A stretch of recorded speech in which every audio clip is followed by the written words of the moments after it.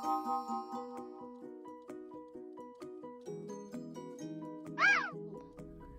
guys, it's your girl Khynny and welcome back to my channel. So for today's video, we are going to talk about the reproductive system. So when we hear the word reproductive system, what comes into your mind?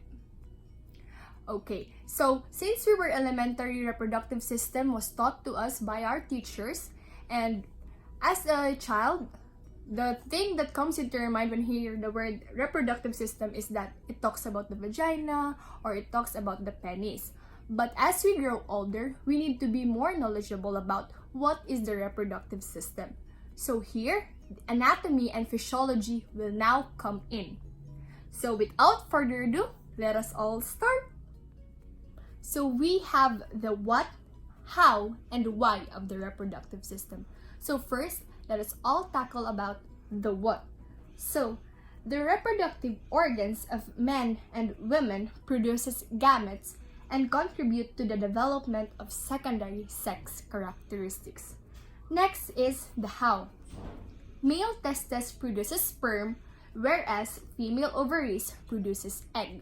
So, as you notice, there's a distinct characteristics of a male reproductive system and a female reproductive system, because as we all know, male produces sperm and females produces eggs. So when an egg and a sperm combine, so an embryo is already formed. Okay? And next, and lastly, we have the why. Why is the reproductive system of men and women produces offspring to ensure the survival of the human space. So the main role or the main function of the reproductive system is to produce offspring. So what is this offspring? That is us, okay? Because we were newborn babies before. That is why your mother and your father had an sex, and that is you, because you are being formed because their eggs and their sperm survived. So that's it. That's how it is formed. Moving on to knowing the reproductive system. So we have the gonads. Gonads are known as the primary sex organs. It is composed of two, which is the testes and the ovaries. When we talk about testes, it is found in males, whereas ovaries, it is found in females. Then next, gonads produces gametes, which are known as sex cells, and secrete hormones. So for the male gametes, we have the sperm, and for the female gametes, we have the ova or the eggs. So first, let us tackle all about the male reproductive system. Anatomy of the male reproductive system. Testes. It is connected to the trunk via the spermatic cord. And the duct system, it transports sperm from the body. And the duct system composes of the epididymis, ductus deferens, and the urethra. So, testes. Here is an illustration of testes. Each golf ball-sized testis is approximately 4 cm long and 2.5 cm wide, and is connected to the trunk via the spermatic cord. A connective tissue sheet that encloses blood vessels, nerves, and the ductus vas deferens. So here it is. A fibrous connective tissue capsule, the tunica albuginea, surrounds each testis. So this is it. Extensions of this capsule plunge into the testis and divide it into a large number of wedge-shaped lobules. So these are the lobules. Each lobules contains 1 to 4 tightly coiled seminiferous tubules. So this is the seminiferous tubule. The actual sperm-forming factories, seminiferous tubules of each lobule, empty sperm into another set of tubules, or the rete testis. So here is the rete testis. It is located to the one side of the testis.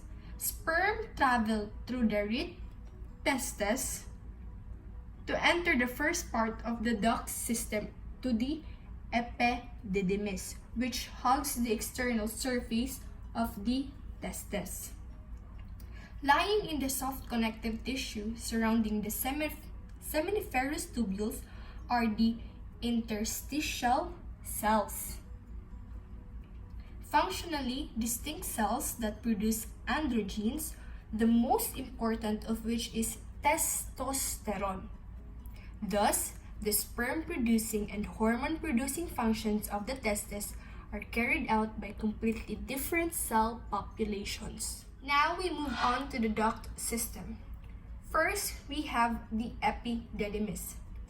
The cup-shaped epididymis is a highly convoluted tube about 6 meters or 20 feet long that hugs the posterior side of the testes. Okay, as you can see in the illustration, the epididymis is the first part of the male duct system and provides a temporary storage site for the immature sperm.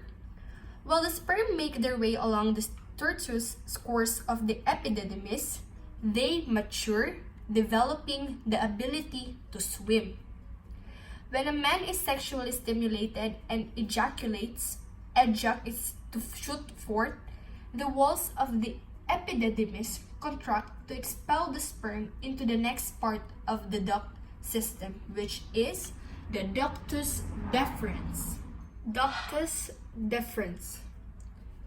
The ductus deferens, or also known as carrying away or vas deferens, runs upward from the epididymis via the spermatic cord through the inguinal canal into the pelvic cavity and arches over the superior aspect of the urinary bladder. The ductus deferens then loops medially over the ureter and descends along the posterior bladder wall. The end of the ductus deferens expands as the ampulla and then empties the ejaculatory duct, which passes through the prostate to merge with the urethra. The main function of the ductus deferens is to propel live sperm from their storage site, the epididymis and distal part of the ductus deferens, into the urethra. At the moment of ejaculation, the thick layers of smooth muscles in its walls create peristaltic waves that rapidly squeeze the sperm forward.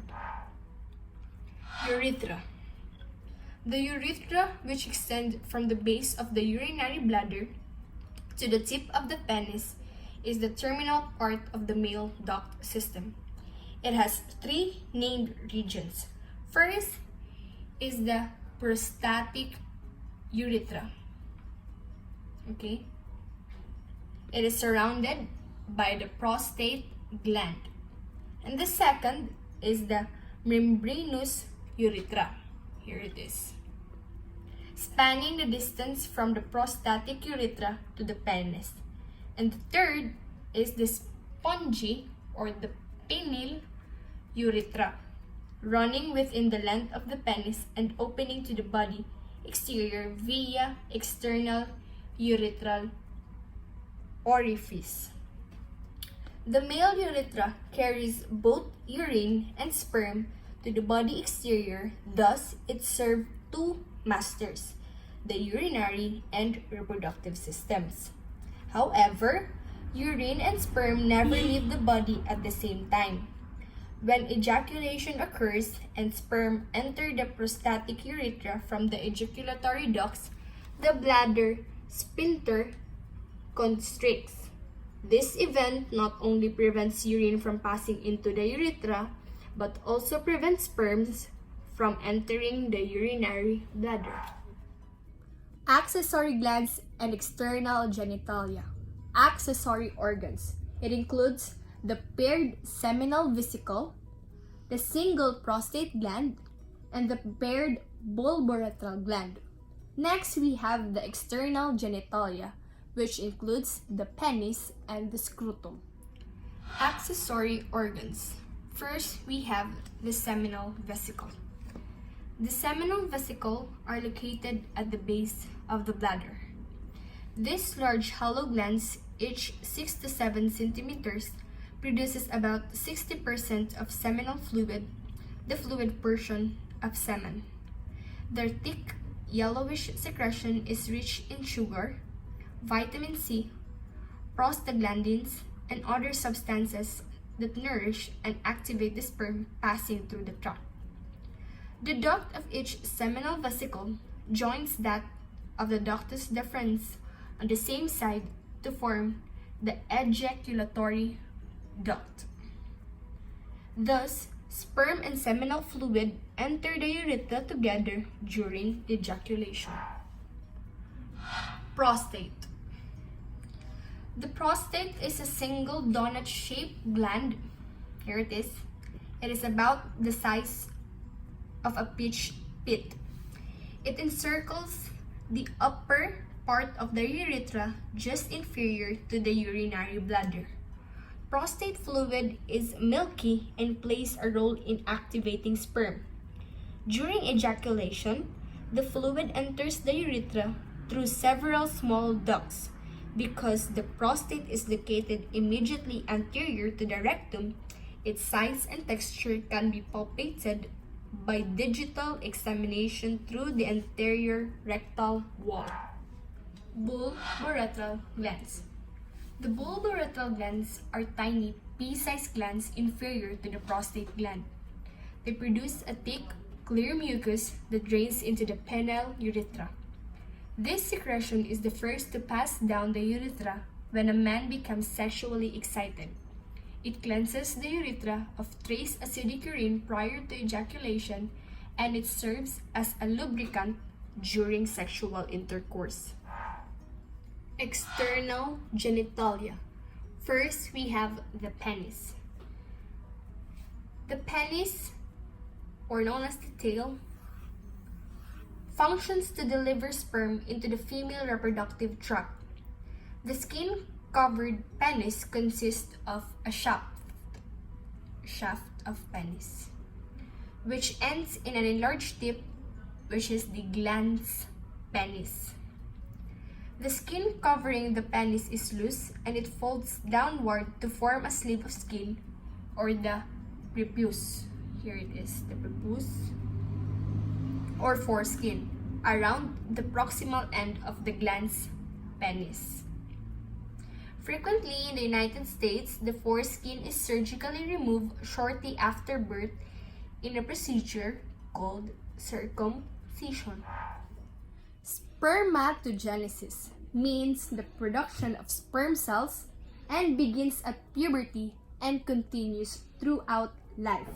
And it occurs in the seminiferous tubules. So fun fact, a man produces millions of sperm cells every day, but only one sperm survives and fertilizes an egg. Processes of spermatogenesis. So primary spermatocytes undergo meiosis.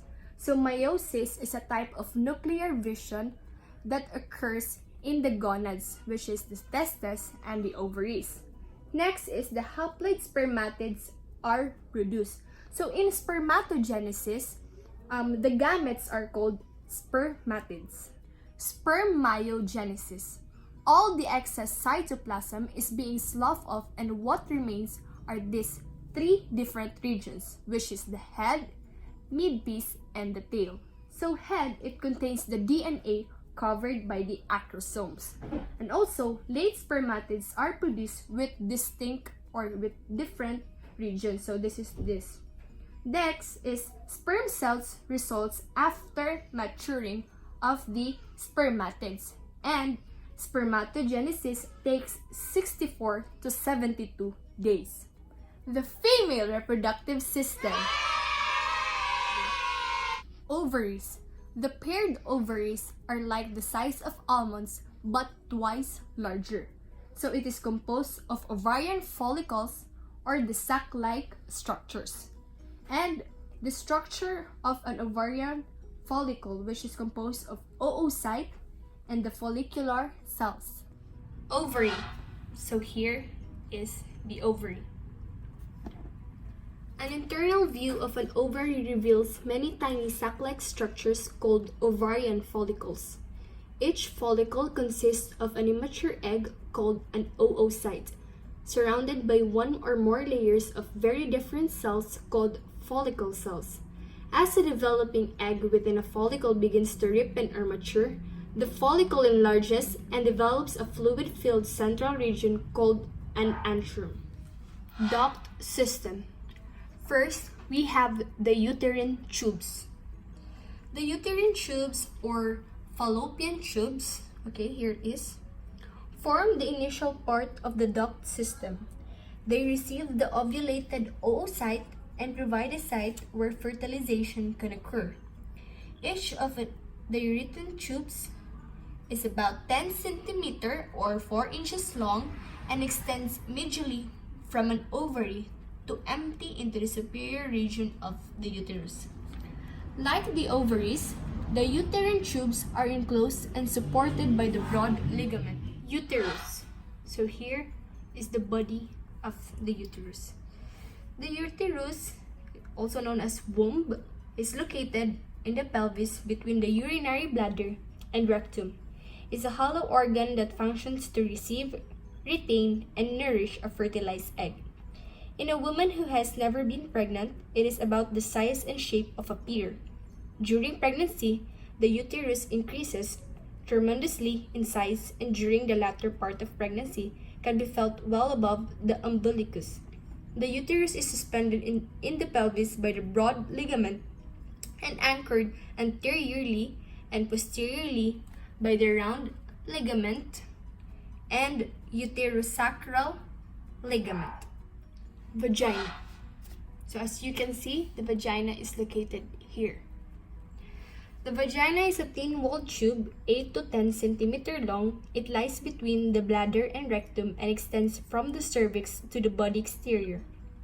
Often called the birth canal, the vagina provides a passageway for the delivery of an infant and for the menstrual flow to leave the body. Because it receives the penis and semen during sexual intercourse, it is the female organ of copulation. The distal end of the vagina is partially closed by a thin fold of the mucosa called the hymen. The hymen is very vascular and tends to bleed when it is ruptured during the first sexual intercourse. However, its durability varies. In some women, it is torn during a sports activity, tampon, insertion, or pelvic examination.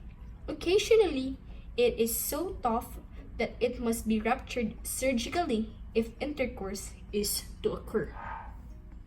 The female reproductive structures that are located external to the vagina are the external genitalia. The external genitalia, also called as the vulva, includes the mons pubis, labia, clitoris, urethral and vaginal orifices, and greater vestibular glands.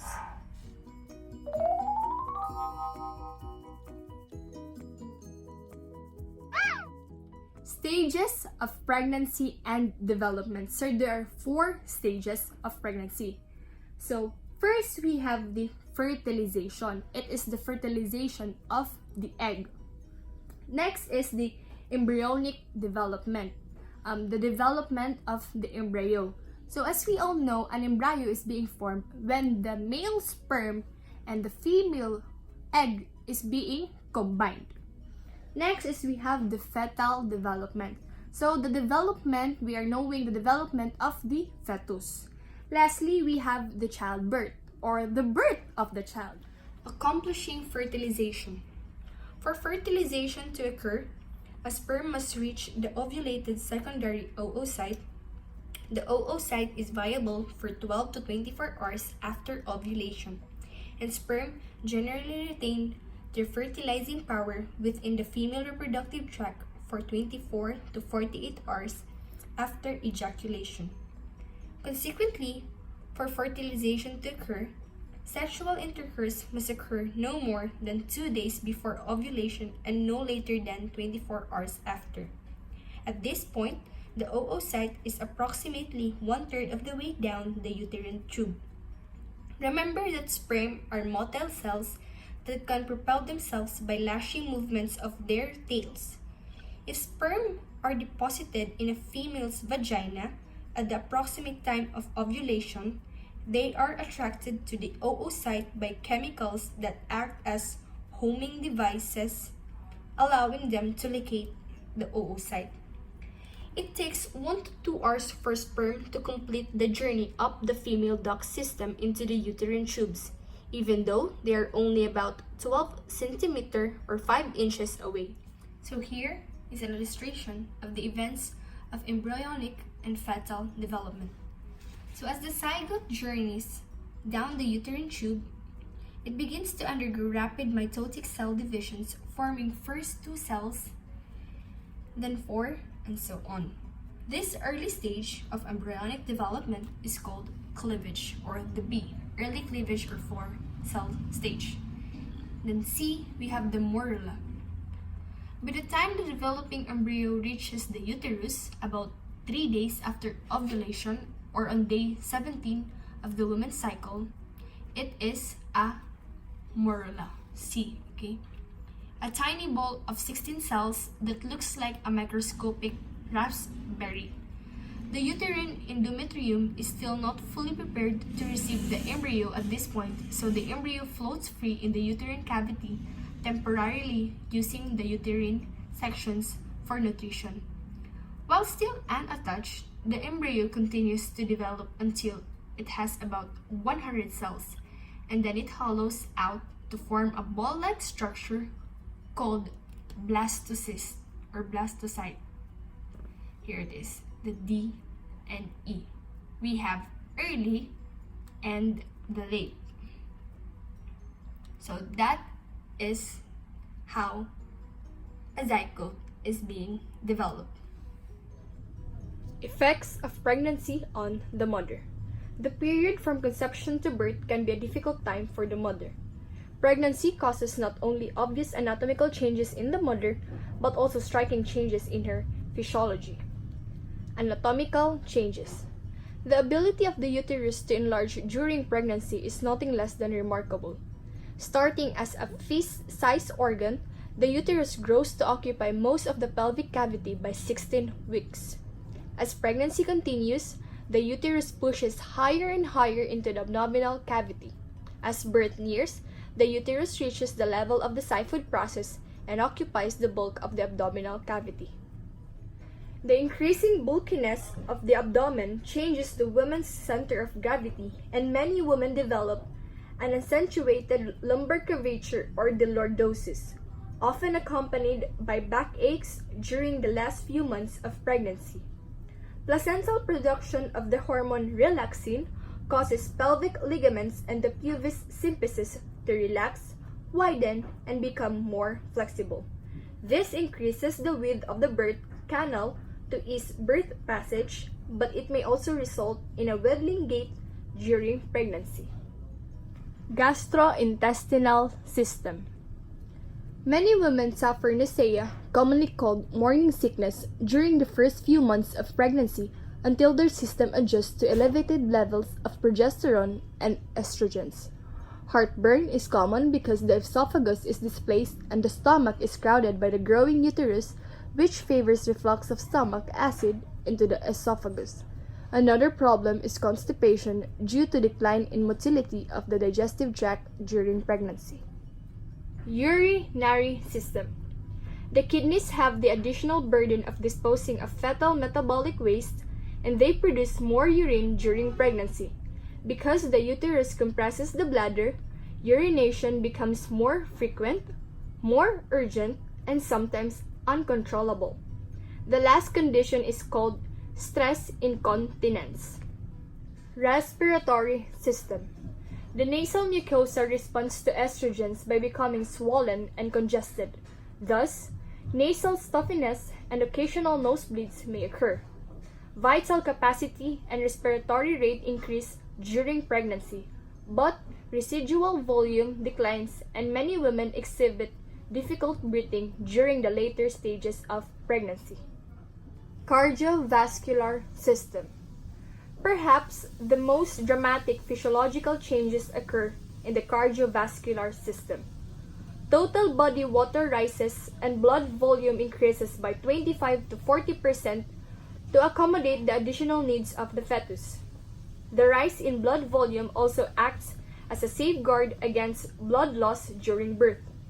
Blood pressure and pulse typically rise and increase cardiac output by 20 to 40%. This helps propel the greater blood volume around the body.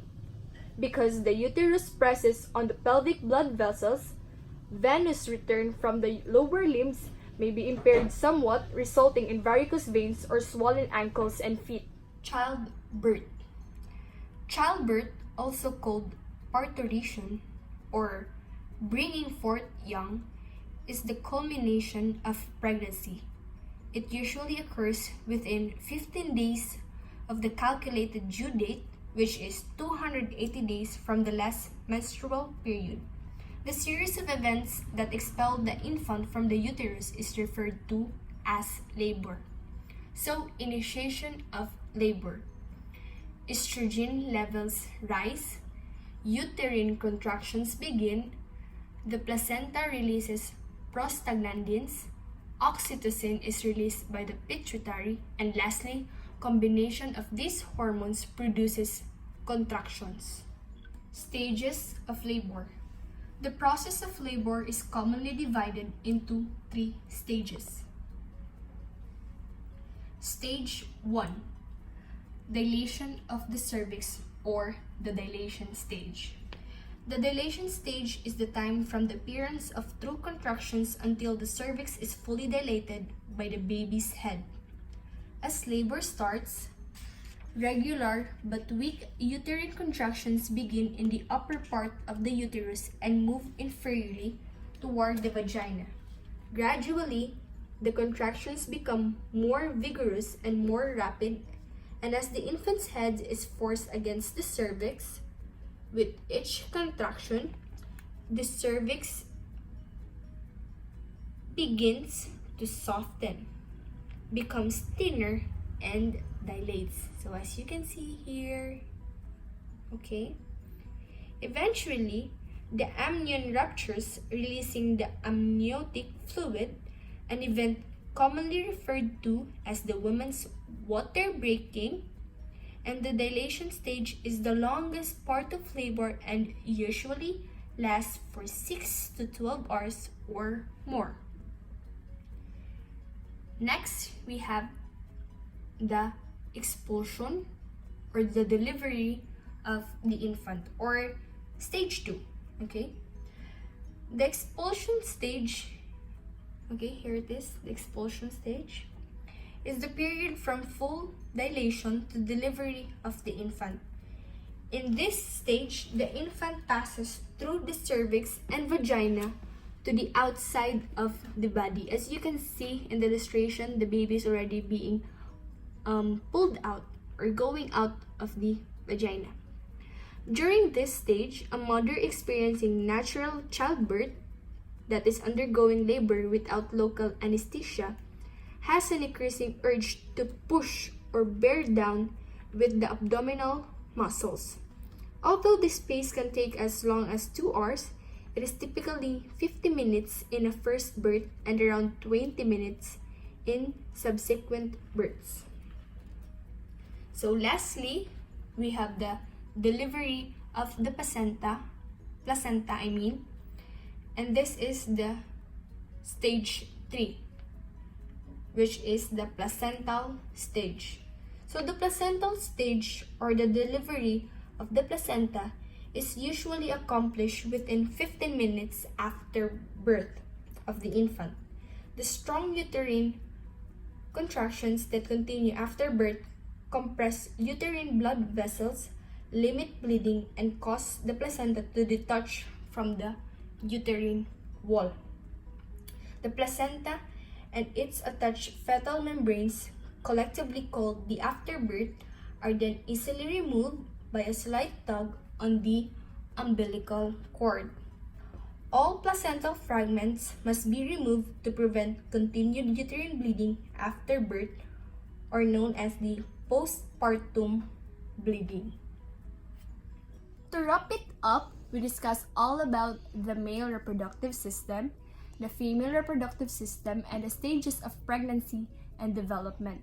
So we can now differentiate the male and the female reproductive system, and we also know their positions in our body, in your body, and also its function and its role in our body. And also, we're also more knowledgeable on what is the stages of pregnancy and how it is developed.